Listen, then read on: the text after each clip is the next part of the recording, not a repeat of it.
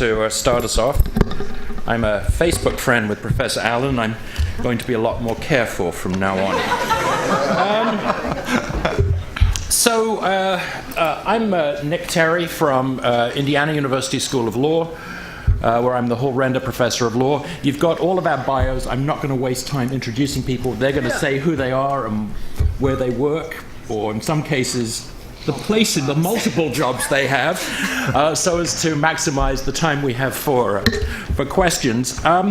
So this panel focuses on technologies operating outside of HIPAA. I feel I'm echoing. Am I echoing terribly? No? All right. So for those of you who view HIPAA and health information privacy as synonymous, that may seem a somewhat odd topic. So let me try and frame the issues from a legal perspective to start things rolling. Three broad points. First of all, US data protection operates on what we call a sectoral or domain-specific basis. Can you speak into your microphone? Am I not speaking into the microphone? Be able to hear online. Is that better? Yes. All right.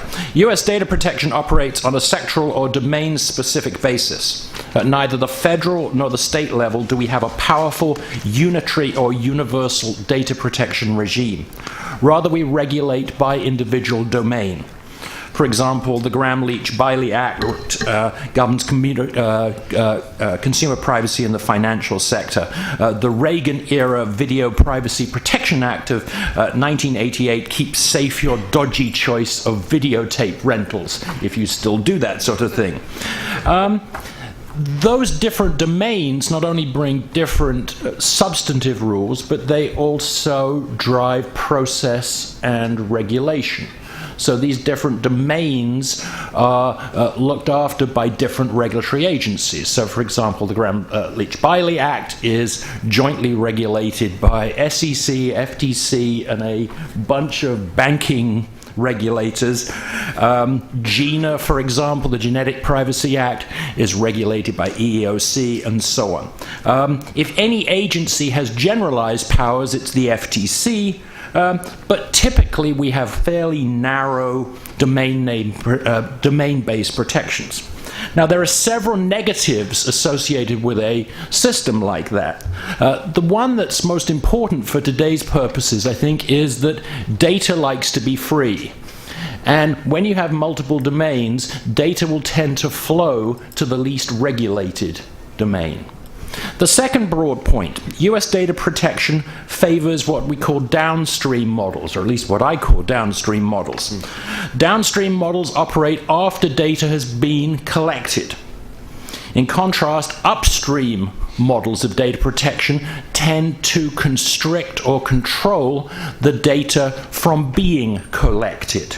Privacy is an upstream model. Confidentiality is a downstream model. Confidentiality regulates how and when data may be disclosed. It doesn't regulate how it may be protected.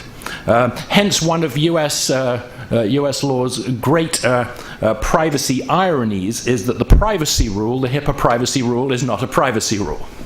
It's a confidentiality rule. It doesn't stop data being collected.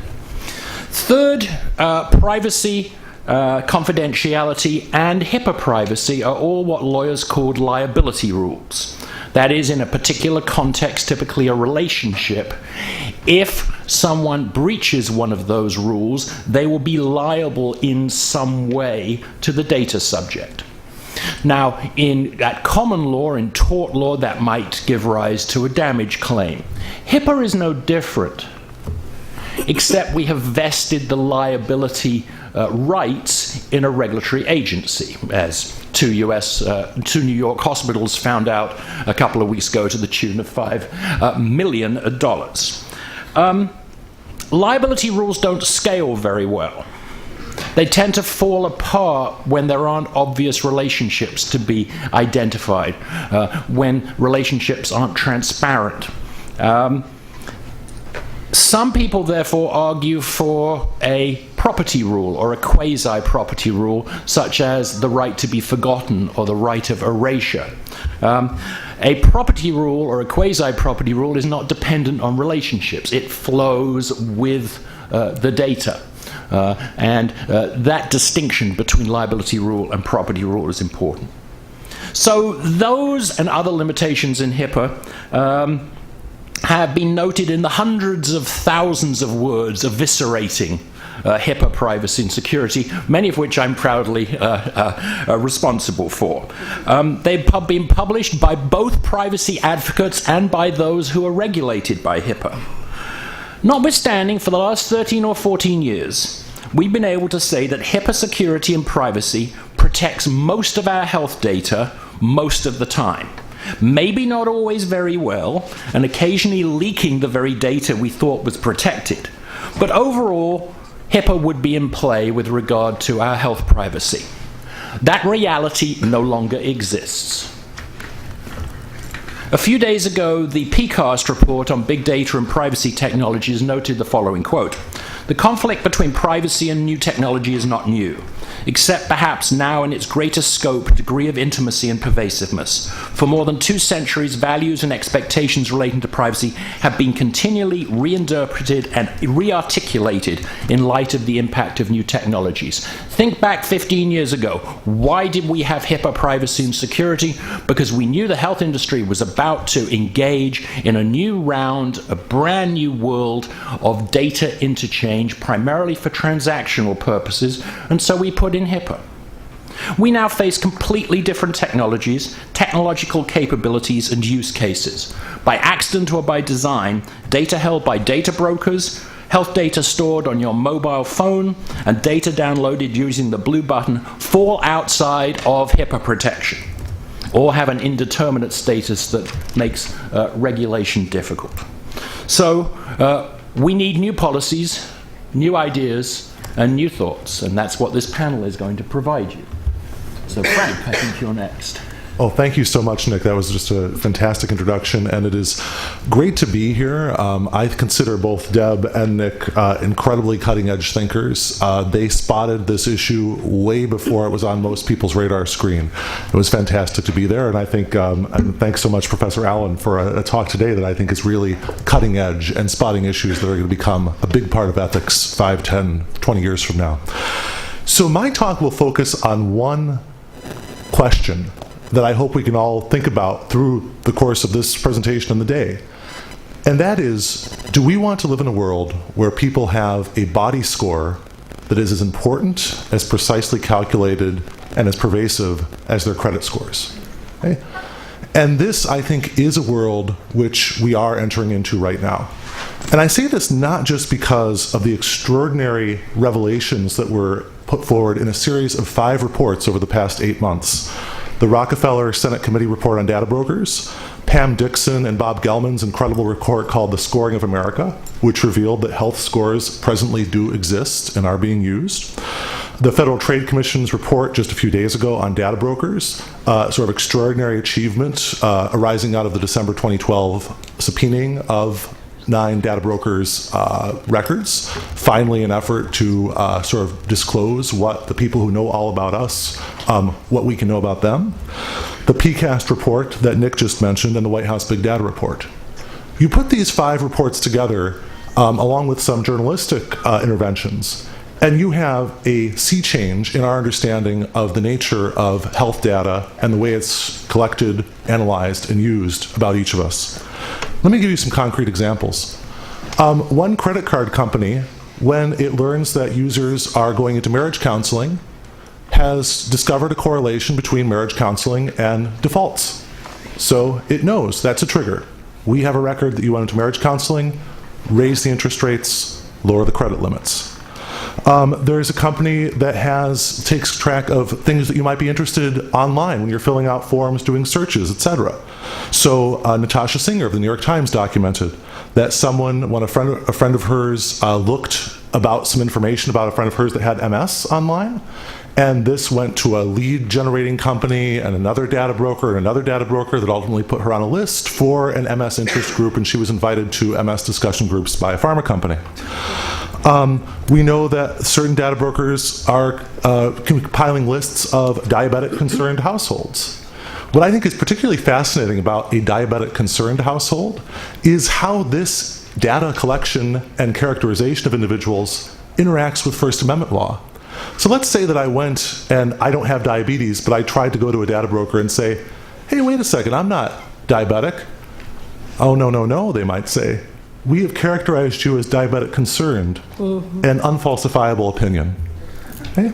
So what we're seeing, and all of there are so many streams of data that are feeding into these types of things.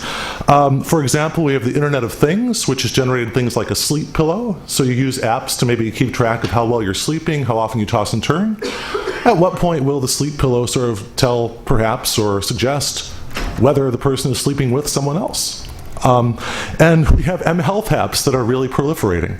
And we have reports, of course, from the FDA and others, the FDASIA report on health IT, other reports that are starting to get their head around these things. But, if you look at Scott Peppett's excellent article on regulating the Internet of Things that's coming out in the Texas Law Review soon, the Internet of Things, a lot of these devices do not have lots of robust privacy protections. Some of them don't even address it in their terms of service. And even worse, the software involved often can't be updated to perhaps address privacy problems. Okay? So this is a huge problem that we're sort of heading into, and I think often unawares, even as the boosters of the quantified self and other entities try to encourage us to do more and more self-tracking, more and more efforts to track what's going on in our own bodies and to create permanent records of those. So the implications are pretty clear. One is, what happens if all of the big data databases, if you put them all together, if you're able to put together, say, lists of what people are buying at the grocery store, how big is their clothing size, what sort of books are they reading about, what are their internet searches, etc. To the extent that you can put together tons of this sort of information, will it render our HIPAA gains nugatory, or at least severely compromise them? Okay? That's a big worry, right? Because if someone can find out or kind of attribute to me diabetic concern or something without looking at my endocrinologist's record, it doesn't really matter if I've protected that endocrinologist's record very, very strongly if ultimately the same effect is happening. The Americans with Disabilities Act kind of recognized this by having a category that not only the disabled are protected, but those sort of considered in the disabled class. We need to think about that in the privacy context. Also, the example with the credit card company, I think, should lead us to think about not just brokers, right? Because think about a paradox here. If you just regulate the brokers, then you're effectively just allowing big companies, the bigger the company, to essentially, you're encouraging them to bring all this data collection in-house. So I would say if you're imposing regulation on the data brokers, hey, impose it on Target. Target's sort of attributing to people whether they're pregnant or not, etc. They're creating these sort of health attributions. So let's be ambitious here. Let's not just sort of continually be fighting 5 years ago battle, 10 years ago battles, etc. I would say finally, in terms of solutions, there's a lot of emphasis now on disclosure and on notice and consent. My worry is that there are simply so many of these entities that it's really hard to keep track of them. There was a Washington Post article on what were called Fourth Bureau entities a couple of years ago, like 60 or so entities that are keeping consumer records that are sort of tantamount to what credit bureaus do, a little more narrow. Imagine it's hard enough keeping track of Experian, TransUnion, and Equifax. Are we really going to want to keep track of all the data of these 60 other brokers, or perhaps the thousands that are feeding into other entities? I also think that, so therefore, I hope that we're going to see more emphasis on two things. One would be use restrictions.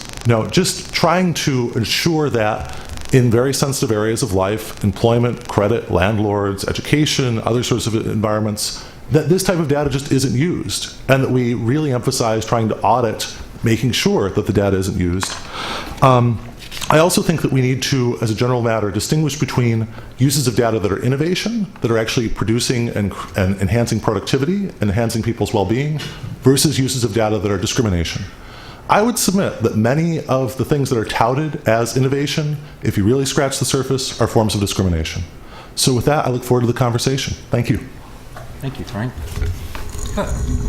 Good morning. Thank you. My name is Kirk Nara. I'm a lawyer here in Washington with Wiley Ryan, and I have a little bit of a sense that I'm a designated punching bag today, since my clients are basically the industry in this area. And so what I was asked to do was to talk a little bit about how some of the issues that we're talking about in this panel today do affect the companies that are either regulated or are not regulated, but how it's affecting their issues, what they're dealing with, what they're seeing, where these rules are creating problems for them. And I want to set the stage a little bit. I mean, following up on what Nick started with. The HIPAA rules do whatever they do where they apply. I mean, we can have a debate about that. That's not really, I think, the purpose of today's discussion. But I think everybody would agree that the scope of HIPAA has never really made that much sense. It wasn't written as a privacy law. It was written as a law that started out dealing with portability. It was a law that then moved on to standardized electronic transactions. And so you had these scope choices that no one would have made if you started from a privacy perspective. It makes no particular sense to say that a health insurer has to follow one set of rules, but if you get in an automobile accident and you turn in your medical records to two different insurers, one auto insurer and one health insurer, there's two different sets of rules because you don't take your auto insurance coverage with you from employer to employer. It made no sense to say that your rights as an individual, again, we can debate whether they're good or bad, but whatever rights you had depended on the accident of how your doctor billed. If the doctor happened to bill on paper, you got no rights. That just didn't make any sense. So that's a premise of where we're starting from. I think that the recent changes to these rules that brought the service providers into the reach of HIPAA, again, there's a lot of positives to that, but I think it's made some of the ambiguities and confusion even stronger and made it even more significant. And at the same time, while we've all recognized that there were gaps in the HIPAA scope, those gaps, and that's really the focus, I think, of today's session, have grown enormously. We used to have small gaps. You had the insurers, you had auto insurers, you had workers' comp, you had doctors who happened to bill on paper, but there was a relatively limited list. Now we've got this expansion of health information to dozens, hundreds, thousands of kinds of activities that we just didn't have at that point in time. And so the percentage of sort of in HIPAA and out of HIPAA of health information has changed a lot. So let me try to focus just quickly on, I think, three different categories of the industry. And again, it's a little hard to characterize it because it covers such a range of businesses. But for covered entities, those businesses that are really the centerpiece of what's protected by HIPAA, obviously the scope lines have mattered even for those companies. You have, every hospital is also an employer, and so every hospital is providing, health care benefits to their employees. You have to act differently. You have insurance companies that were in and out of different product lines. They have always had challenges of how to deal with data about people, some of which was regulated, some of which wasn't regulated. A hospital obviously is going to, the overwhelming percentage of their data is going to be patient data, fully protected by these rules, but they've had to figure out how to structure their business to deal with these other pieces. One of the developments we've had for all of those covered entities is that they now have access to more and more sources of information about people. Again, we can debate whether that's good or bad. It is a fact at this point that is not particularly coming to them because these people are patients. And so one of the challenges is how to integrate all of that information in terms of operating your business. One of the sort of oddities of HIPAA's scope in a broad sense is that HIPAA actually protects lots of data about people that isn't actually about their health. I mean, for example, your name and address, if you're a patient, is clearly protected as HIPAA data. If I could find the same information in the phone book, it's not protected as HIPAA data, but if I happen to have it because you're a hospital or you're a health insurer, it's protected. So they've got all these challenges of trying to bring in information from sources that aren't what we think of as HIPAA sources, but it's going to wrap it in, and it's going to create challenges in terms of information security, in terms of marketing practices, in terms of business development practices. It's happening. It's causing a lot of confusion. And again, this is not to say this is a good or a bad thing. I'm just stating some facts about what's affecting these companies. It's creating lots of concerns when there are, in fact, things like security breaches, trying to figure out which of the multiplicity of rules would be applicable to certain kinds of data. You have to track where it's coming from, how it played out, what kind of information it was, etc. There also certainly are competitive issues because you have companies who are inside the scope of HIPAA who have to deal with a particular set of rules, and companies who may be doing exactly the same thing who happen to be outside the line don't have to follow those principles. That's almost the easiest piece, though. Those are the people that are front and center on HIPAA, the covered entities. I think the business associates, the service providers, have an additional and very significant challenge. And I think that the changes to the HIPAA rules that brought these service providers in the scope of HIPAA was generally a positive development. I think that's a positive development on privacy and on security, for that matter. It doesn't change some of the complications for those entities, particularly businesses who have healthcare as a piece of what they're doing, but it's not like a hospital most of what they're doing. And so what we're seeing is having these companies try to figure out how to adjust their business structure, because some part of their business operations are covered by this very particular set of rules, and the rest of their business, again, not because they're doing anything wrong, but the rest of their business isn't covered by that. So that's a real challenge. I think it's creating issues with who you do business with, who your clients are, who your customers are, who's up and down your chain. And again, that contracting dilemma has become a real business challenge. I want to take the next step to go to companies that are generally outside of HIPAA, and there were a couple of references both in this panel and then in the earlier presentation to some of these companies, particularly with the Datapalooza event that was going on earlier this week. Obviously, there's an enormous range of companies that are building products to deal with information that would be broadly characterized as healthcare information. It may not be your specific medical records of your surgery, but it's information about your fitness, your weight, your behavior, etc. And so what we are seeing, and I think I would agree with some of the characterizations that were made earlier, is that privacy first, security second, and maybe a little less, but is not getting a lot of attention in building those products. And I would say that it's actually a function of both what the government's trying to encourage, in the sense that they want products to work, and so the focus is on getting the products to work without necessarily factoring in these other pieces. But what I'm seeing is it's actually a real missed opportunity for a lot of these companies, because what we're seeing is that they're building products to do whatever they do, and then later they're sort of realizing that they have to think about this odd regulatory structure we have. And I've actually had a number of companies that I've worked with who have built these great products and then realized that their major business opportunities are with companies who are inside the scope of this HIPAA product, and all of a sudden they have to make a series of choices that they really didn't want to have to make, and they hadn't thought about it. And so they're missing opportunities by not factoring privacy and security into their initial design and their initial strategy. So it's both a technology issue and I think a business strategy issue. The fact that we've got this divide between inside of HIPAA and outside of HIPAA forces companies to really think about how they're going to structure their business in a way that deals with both of those pieces and permits them to make those choices going forward. So let me stop there. Again, I'm happy to talk about any of these issues during the question period, but I think the multiplicity of rules and the fact that we have businesses and information, some of which is in and some of which is out, is creating real ongoing practical challenges across the broadest definition of what we call the healthcare industry. Thank you. Catherine. Hi, I'm Catherine Sirks with the Doctor-Patient Medical Association.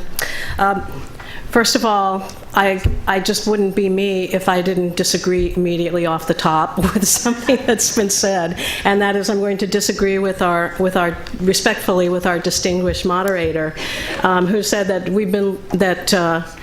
that HIPAA has protected most things most of the time. And I would have to say off the bat that we've been led to believe that HIPAA fixes everything or protects most things most of the time, but many of us would contend that that's just not so.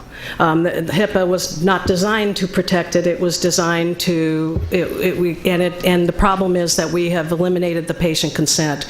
So HIPAA is not the fix-all that many people have portrayed it to be. So then we're getting into what we're doing here now is looking at the area of where HIPAA doesn't apply, and I would contend that maybe it doesn't make that much difference in terms of actually protecting consumer privacy, and maybe we have actually better opportunities where HIPAA doesn't apply in the marketplace to do something about it. But let me take a look at the landscape. I'm speaking from the physician medical professional and the patient side. I'm trying to bring the consumer side to this for you. So I'm trying to speak in terms of what consumers want and what consumers' perspectives are. I sat in many hearings and testified at hearings up at HHS while HIPAA was being implemented and while the rules were being written. Bob Gelman, and I don't know if Bob is here, but you mentioned Bob Gelman. Bob Gelman actually sat on the Committee for National Committee on Vital and Health Statistics that worked to develop and advise the Secretary of HHS on the rules. I can tell you from sitting and testifying in those meetings, no one remotely anticipated the landscape that we have now and the proliferation of the mobile apps. Because at the time, as you mentioned, that it was about the medical record, the EHR, and what was coming with the medical records used in a clinical and payment, the TPO, basically. But now we have something completely different. What are we talking about? Well, the mobile apps, and you've touched on this. Mobile apps. We have fitness mobile apps. We have more than, right now we have, I gave up counting at about 12,000 mobile apps in the Play Store that relate to healthcare. Fitness apps, my baby record, my gym record, my blood pressure record, my glucose record, the eating disorder manager, my symptoms, pill and medication reminders. That tells a lot about you, that you get into those.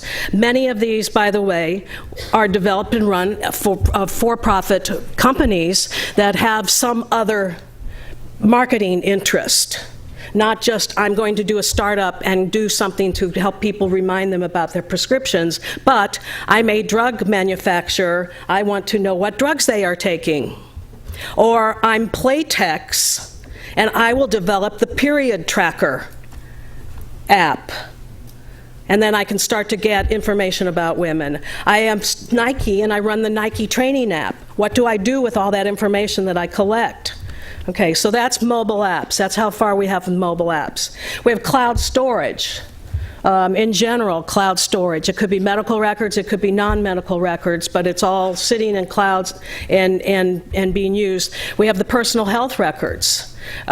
People are using the increasing dynamically the number of people using personal health records, and of course that is not HIPAA protected.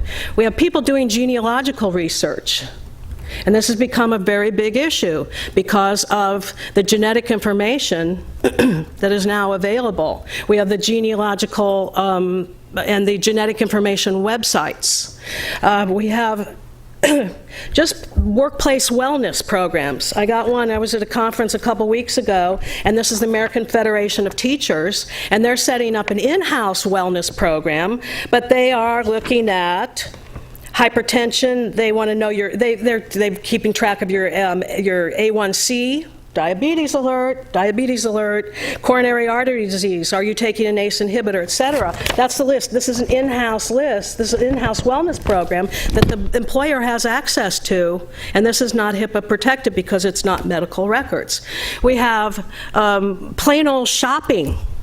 And as you intimated, there are things like when you buy clothes online, they can track whether you're buying in a bigger size or not now. And they know that you've gained weight. If you're buying maternity clothes, there are many, many ways that they have to extrapolate data that becomes meaningful for that body score that you mentioned. Health information websites. And on shopping, I want to mention too, is that even if you don't shop online, many people, about 25% of people do their research online before they go into a bricks and mortar store. So even if you're not ordering the packages, many people do. And I think that number's low at this point. Health information websites, WebMD, etc. When you do a web search on diabetes, you can become that person who is diabetic concerned. So the problem we have here is that they can extrapolate the information. Pew says that 80% of people are doing health information online. So what do we have here? The parties are the consumers. The consumers, let me sum up by talking about the attitudes here. The parties of the consumers is somewhat schizophrenic because everybody says they want privacy. and they want security. Consumer Action, you're going to hear from Michelle tomorrow, I believe. Consumer Action, has numbers that show very high desirability for privacy. However, when it comes down to paying $1 for that app or getting it for free, people go with the free app so many times. So what do we do when they tell us that they want privacy? 95% of people don't want it shared or sold. But that's exactly what they're doing, is giving it away. They think they have protections that they don't have. And then the problem on the other side is the developers. Do we have any developers here, software developers, vendors?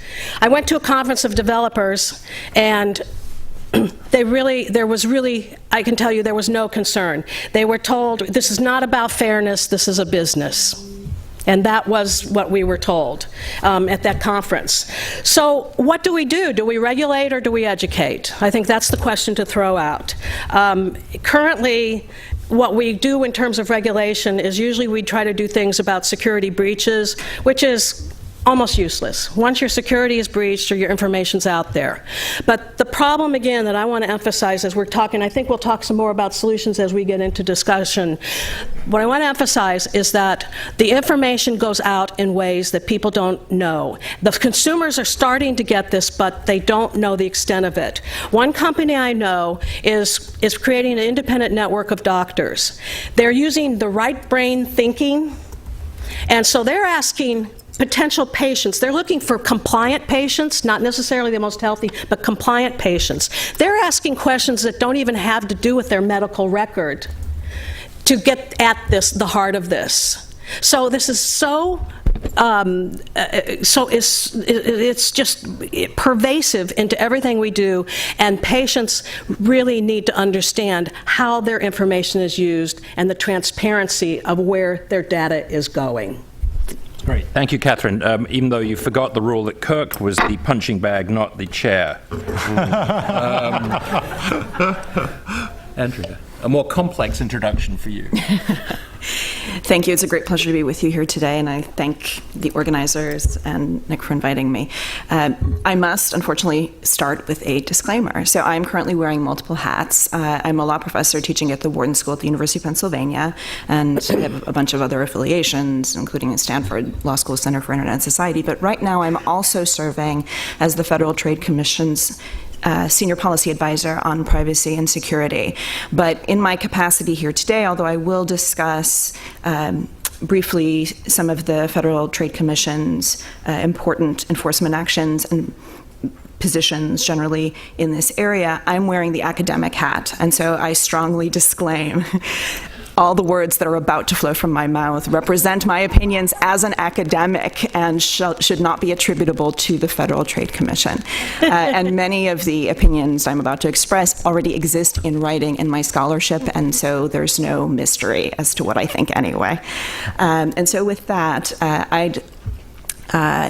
I look forward to our questions and our conversation, and in that vein, to stimulate the discourse around possible policy approaches and solutions and how various agencies perhaps can play an important role in mitigating pieces of the difficult, multifaceted puzzle that we've seen unfurled before you today by various panelists. I'd like to speak briefly about some of the activity of the Federal Trade Commission in this area at the request of my genteel moderator. And so the Federal Trade Commission, as many of you undoubtedly know, is concerned simultaneously with consumer protection and competition policy. In particular, in the consumer protection space, the Federal Trade Commission seeks out fraudulent, deceptive, or unfair trade practices and seeks to provide information to consumers, in particular, to help spot, stop, and avoid engaging with these types of products and services. The Federal Trade Commission has put out numerous reports that are consumer-facing with respect to medical identity theft. The agency has brought actions against, for example, a cancer testing lab recently where patient data was exposed on a peer-to-peer network. The agency has run conferences focused on consumer-generated health information, and those conferences are available online for your viewing pleasure at your convenience. And recently also there was an enforcement action against an Android flashlight app that promised acne cures. Simply by holding your phone up to your face. It's magic. And as you might suspect, the product did not work as promised, hence the enforcement activity.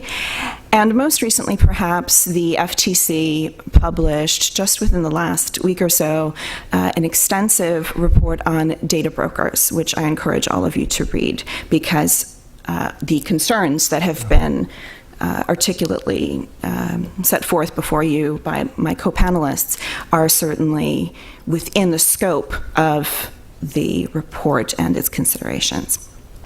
I'd like to pull out this conversation one step back, and perhaps the value add that I might be able to bring to this panel is putting the conversation in broader context within the activities of the technology business community more broadly, and in particular the privacy and information security concerns that are becoming progressively more prominent and highlighted by both consumers, the media, and generally in our society. One of the recent FTC enforcement actions that the information security community, at least, is viewing with interest, and some members of the community view as a watershed moment from the standpoint of enforcement activity, is a recent enforcement action against a company called TrendNet, where a set of internet-enabled cameras were marketed with promises that the transmissions were secure, but in reality, reasonable data security practices did not exist in the transmissions, and so individuals could access internet-based feeds into children's bedrooms, houses, etc. So whether my hypothetical child's, sleeping patterns are a bit of health information, whether my child's current flu is health information, as purveyed by an internet-enabled camera that did not demonstrate reasonable security in place and might allow for an attacker to remotely monitor this. These are the types of questions that are not strictly speaking construed as health data privacy and security questions, but yet we intuitively sense that they do implicate these concerns as well. And so in my last 1 minute and 40 seconds, I'm going to leave you, if I may, with a few themes that I would enjoy hearing commentary from my co-panelists and from the audience. What I'm seeing, having sort of tracked this space of private security for over a decade now, is this movement of what I might call a better with bacon model. So there's a joke in the information security community that everything is better with bacon and Bluetooth, and that we're building technology capabilities onto devices that don't really need them. And so we're building them because we can, not because we should. And so this idea of getting a product to work, including these ethical and legal considerations of responsible innovation. So innovation not for the sake of innovation, but innovation for the sake of improving individuals' lives, consumers' lives, medical care, etc. So this better with bacon problem. Also, the division between privacy and security, it's not a clean line, and we've theorized privacy aggressively in the legal community, so I'll blame us on this one.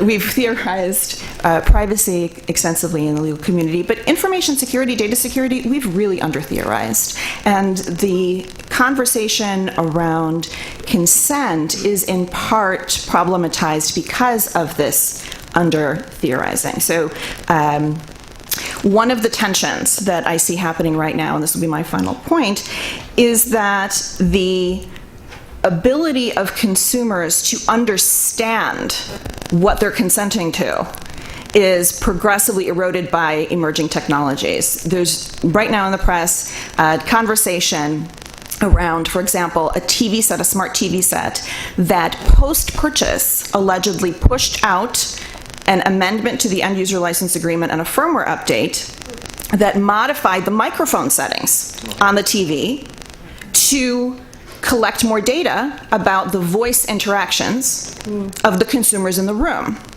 So if you're discussing your current illness at that time, perhaps your TV is also collecting that information. And so this question of what constitutes health-connected or health information is becoming progressively more complex and not necessarily apparent in this world of the Internet of Things. And meanwhile, on the other hand, the reality of the costs of encryption dramatically lower than they ever were before. And so the excuses of not encrypting data are going away by the minute. And I'll leave it there, and I look forward to conversation. Well, thank you. The panel is now open for your questions and reactions. Otherwise, I'll have to ask questions. Adrian. Hi. Adrian Grappa, Patient Privacy Rights. It's 41 years since Willis Ware published the Fair Information Practice, at least the one I consider the first comment about technology and fair information practice. It seems that in the big data debate that is going on so furiously now, and that includes the Internet of Things in that, fair information practice is nowhere to be found. In effect, one reading of the PCAST report is that they're kind of throwing fair information practice under the bus. Not completely, but in that direction, certainly. So from this learned panel on this topic, is it time for fair information practice to come back in this 40 years later, second generation, and structure the kind of legal changes that you're implying, Nick, in his original introduction, and the rest of you? Or is it passé? Is it just 40 years ago? And would you include, Adrian, in fair information practices, data minimization? Absolutely. Yeah. Notification, what I'm saying is, and the issue about security and privacy, I think, is also in there. I consider consent for a specific purpose, notice, and minimization to be the elements, the clear elements of what is, and then security is the wrapper that enables those. But talking about fair information practice in all of these things enables us to first focus on minimization as reflected in meaningful choice or consent, and then the notice and the transparency that do the audit piece that was mentioned earlier. Right? Oh gosh, on the spot. Okay. I think that one of the ideas that I want to put out there, and I would agree with you, I think that the FIPS should be back in the picture with respect to a lot of this material. And I want to say also, there is an alliance that could be made also between privacy advocates and those who are about reproducibility and validity of science. If you look at Tim Harford's big article in the FT about the problems of big data, some of the critiques of Google flu trends, etc., they indicate concern that if you don't know the provenance of the data that's going into your data set, then you may not be able to sort of know if the results are valid. So I think that is a potential alliance, and I'll let our other speakers. Yeah, I think the problem, and this, I think that, Adrian, you set up the problem, though, of regulation versus market control within itself, market coming up with best practices, because when we regulate fair practice or regulate best practices, what we have is, unfortunately, things like the HITECH Act requiring that personal health records have a duty to disclose a breach. And my concern is that something like that doesn't do consumers much good in advance, that we want to focus on before. And I think that there is an opportunity, because if we take a focus of best practice, you're going back to fair practice, the act. But if we take an approach of a best practice, maybe that's 2.0 on the FIPS, that we can get the developers in the marketplace to actually do meaningful protections and meaningful disclosure to consumers in a way that'll be necessary. I mean, what I'm looking at is that the PHRs, the companies that do PHRs, are required to have best practices right now under regulations, but they're things like answering questions like, what happens if my vendor goes out of business or is sold? And most people read that, and that's meaningless to them. That's not meaningful disclosure or information to consumers. Kirk, you wanted to jump in. Oh, I was just going to say, I mean, I guess I don't view the fair information practices as something that we're not using at this point. I don't know that that always means they're done effectively, but I think that the principles that are in fair information practices show up not only in, you know, some element of every law that we've seen. I mean, again, you can debate whether you like the result or not, but I think they're in the laws. I think they're the core principles. I think there's certainly an ongoing debate as to whether they are necessarily principles that continue to make sense. I mean, for example, the idea of notice, I think everybody agrees that the idea of notice is a good general principle, but I think we also probably all agree that the notice documents and the notice, there's so much information in these notices that it's essentially a pointless right at this point. You have the right to know about all kinds of things that you're never actually going to know anything about, and so it's a little bit of a split. I think the other principle, and this is maybe where the big data idea runs up most directly against the HIPAA principle, is the idea of data minimization, which is, I mean, big data is clearly an idea of take everything and figure out what you're going to do later. And healthcare, at least as a principle, is sort of the opposite of that. At least the HIPAA rules are. And so I think that's a real tension. And I'm not sure I'm not sure that you want to pick either extreme of those, but I do think it's something we have to give a lot of thought to how this is going to play out. Again, there's just, I guess, I can't remember who said this earlier. Someone talked about sort of use limitations. I think it was you, Frank. I think that's actually a really important part of this, because I think that in a lot of these businesses, and including these new technologies, I don't know that there are people that are setting out to do creepy things. Maybe your example with the cameras and the voice, I mean, that's obviously a creepy thing and a sneaky thing. I think a lot of it is other times people are trying to do something pretty straightforward, and then they find out they have information that might be useful for something else. So I think we do have to be a little careful with that as well. One quick question. So just to follow up, I think any next iteration of these conversations around frameworks, best practices, et cetera, would benefit from this reframing around responsible innovation and thinking about, echoing some of the concerns from my co-panelists, confidentiality, integrity, and availability, both in the code and in the information itself. Just one sort of quick thought from me about sort of regulatory or pre-regulatory noise. Over the last 4 years, we've had the White House report on privacy before the election, the FTC report. We've had now 2 White House influenced big data pieces. We've had the FTC data brokers thing, but there's maybe more from the FTC to come. And yet there isn't really a common theme running through any of those. So it's quite hard to actually start having concrete thoughts, Adrian, about what kind of models to follow. And I think that's a part of the problem for stakeholders at the moment. There's an awful lot of noise in the signal. Next question, please. I'm David Smith. I'm with the Global Health Family Institute, and I'm in kind of a skitsy situation because I've been a software developer for 40 years, and for the last 25 years I've been consulting with the Center for Substance Abuse Treatment on privacy and security issues. So I'm kind of interested in both. And I want to bring up 2 thoughts that the previous presenters gave me, and I think they're related, and I think they may be of some interest, and they may just fall on the floor, but I'll get to say them. Sahib was talking about how privacy doesn't get built in at the very beginning of a software development project. And what is of interest to the customer gets built in from the beginning. And I think a significant issue for all of us is almost all the way down the line, we as patients are never the customer. We aren't the customer who buys the health record system.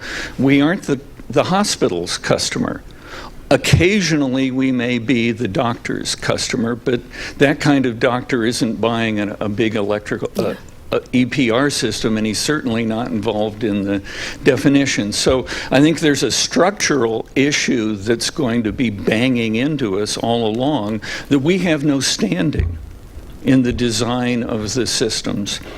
And Dr. Allen brought up the ethical responsibility that we have of protecting our systems. And we need to realize that all of those apps in the mobile world, we aren't the customer. We're the product. When we install them Yes. on our system, we are not being ethically responsible. And we need, when we're doing these searches, if we care, if we're being ethically responsible about who finds out about what we're interested in, and we're not using something like the Tor browser, which hides us, if we're using Google, and Google can easily find out about us, if we're using Internet Explorer. So let's take the mobile You get the thought point. and let the panel play that out. Is mobile a very different type of issue compared to maybe big data and big data brokers that we actually might want to pull apart and deal with somewhat separately? I mean, I guess mobile is only different from my perspective. I mean, I think it does change who the customer is a little bit, in the sense that most of the apps are targeted to people as people, and I think that if you don't have an appeal to them, you're not going to get that. I think the challenge is, and this is something that we face, and it's obviously a big issue in healthcare. It's not only an issue. It's not only an issue in healthcare, which is you've got so many opportunities to give people things and have them do things quickly, and for these little purposes, and then we're finding out all this other stuff you can do with it on the back end. I mean, I don't know that something that's going to be a calorie counter. I mean, that there's a straightforward, basic purpose to that. The problem is not offering a calorie counter. It's what's going to happen when that calorie counter data is then something else happens to that. If it's, if all that happens is the developer looks at that and says, well, we're doing a bad job with people who are doing this or doing that, and they build a better product, nobody cares that much about that, I suspect. It's when that information then flows out to, an insurance company who's going to decide, or you tie into weight loss, and those are the problems. It's not the app itself. Now, a security breach is a different issue, I suppose. Nobody's in favor of security breaches, right? I mean, there clearly are companies who want to push the envelope on privacy. I don't think any company wants to have a security breach. There's no upside to that. That doesn't mean they've put enough time and energy and money into building good security, but nobody wants to have a security breach. I mean, that may be the only benefit of those breach notifications in a lot of situations, is not that there's anything a patient can do, but that there's an embarrassment factor that you're trying to avoid it, and therefore, so it said the mobile is an example, but I don't really think it's any more than an example. Well, and he was the Next question, because we got a lot stacked up here. Thank you very much. My name is Albert Donnet, and I'm trying to find out what your thoughts are about two new developments announced this week. I noticed there's a lot of Apple users in the room. Could you all please raise your hand if you have an Apple device? Hi, you're proud. Now, well, leave it up for a second, please. Can you now lower your hand if you are not going to use your Apple device to keep your health information when they roll out the new health kit they announced yesterday? Who's not? Okay. So you don't trust Apple to keep your health information, but they've just announced a health kit, which for the first time will allow third-party device and app developers to not just be on the Apple ecosystem, but to communicate with each other. This extensibility, the apps will be able to communicate with each other if you give them permission. And then they also announced a program already with Mayo, where if a constellation of biomarkers on your devices indicates an acute problem, the app will call Mayo, your doctor, and someone hopefully will respond to your needs immediately. Now, does anybody who lowered their hand want to put it back up now, if you have that option, that this health kit will automatically monitor your device and call your doctor in an emergency? Is that appealing enough? One, Great two, idea. a few? Okay. The other announcement is Google. Google announced peer-to-peer privacy protection. While we're on Apple, just to be fair, even though I buy everything they make, they actually deliver them directly to my door. I no longer order them. That's Amazon, I think, that's delivering that in advance. Yeah. The Mayo opportunity, if I watched the keynote, the WWC thing, the Mayo thing I think is clearly covered by HIPAA. All right, it's a pre-existing relationship. I think it's not that. I think it's not that simple. If what you have is an Apple consumer saying, "Send my medical records to the Apple device," to that, I don't know that that's the Mayo piece, though. I understand, but Mayo's doing it because an Apple customer is given essentially an authorization. I'm not sure that brings. I don't know. But in terms of what Nick is saying, right? I'm not sure that's going to be covered by HIPAA, even that piece. But in terms of what Nick is saying, what I would think would happen, and I have a piece with Tara Ragone called "The Future of HIPAA in the Cloud," which covers some of the relationships between business entities and business associates and covered entities post high tech, is that perhaps the Apple entity could be held to many of the same HIPAA requirements as the covered entities. If it's, you don't think so? FDA has already told us that consumer-facing devices are HIPAA-free, and they're going to stay that way. The information that comes out of them will be HIPAA-bound if and when it's given to a covered entity like a doctor or an insurance plan. Well, the FDA said in the FDASIA report and also in the September 2013 mobile apps piece that the kinds of things they'd be doing in a PHR model with something like Mayo likely would not trigger immediate medical device regulation that is distinct from what our friends at HHS OCR might be doing. Your question, sir. Thank you.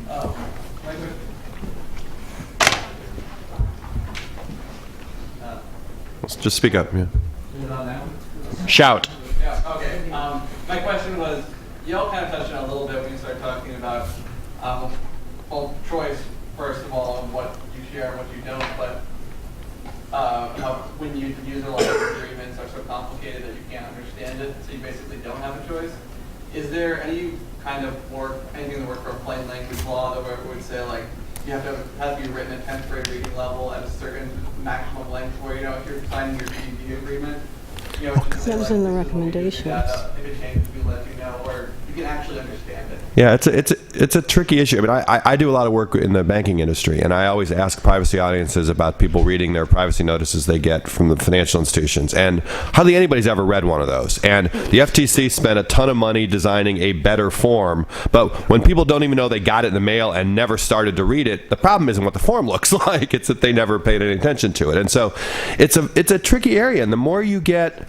I mean, the HHS regs, that's one of the few things I really hate about the HIPAA regs is the privacy notice rule, because HHS basically forced companies to put all kinds of things that are never going to happen in the privacy notices to almost guarantees that they're not usable, rather than focusing on the things that is 99% of what goes on in the healthcare industry.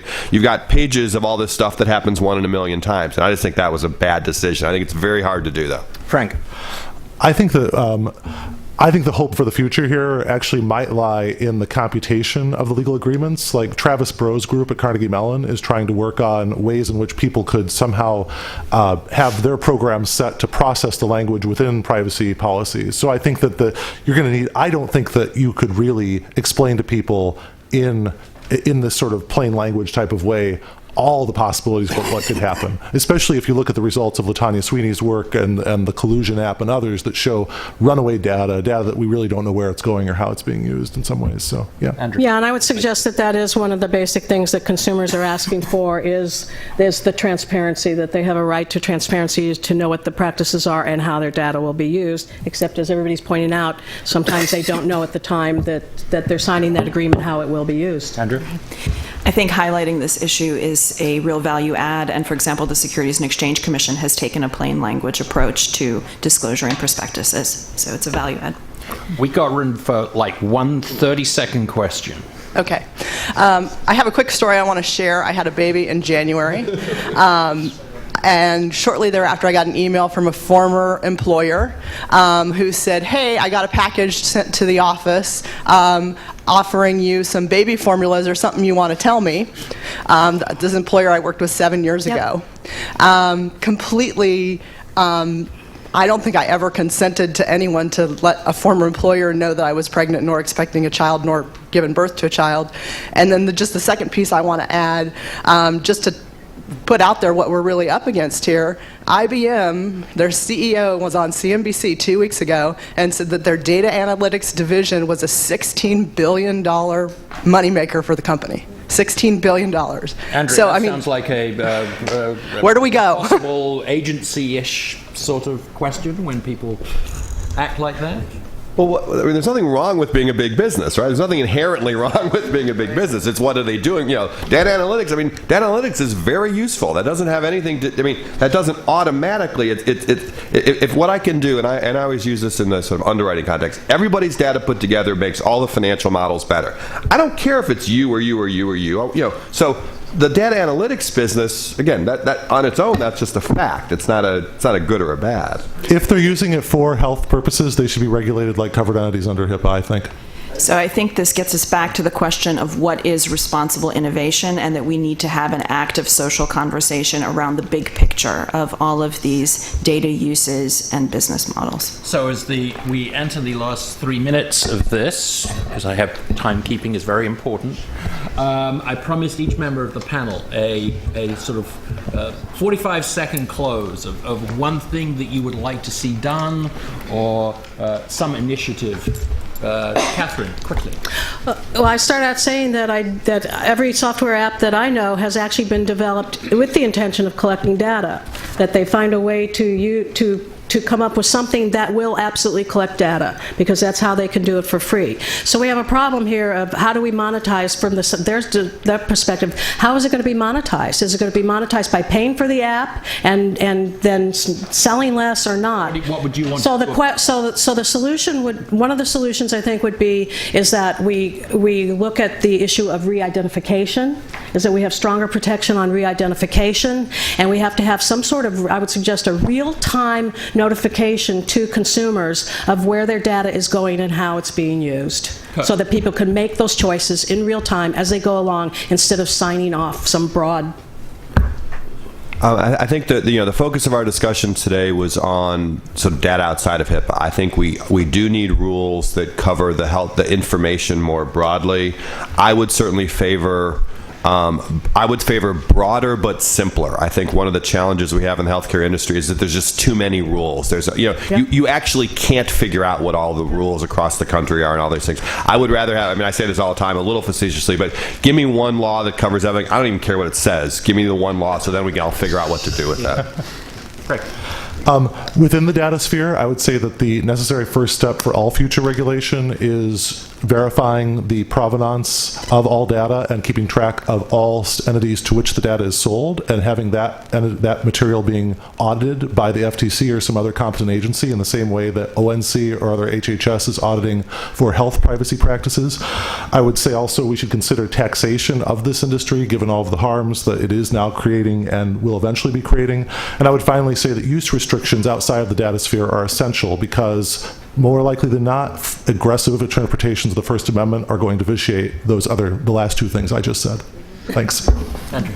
One of the initial pieces of this puzzle includes redefining what it means for a product to work, to include privacy and security from the ground up by design, and for businesses to redefine self-perception around their entities being organized for their own benefit around end-to-end information management in responsible ways with good security practices. And my last word is, Dr. Peel, you're amazing, and it's 10:50.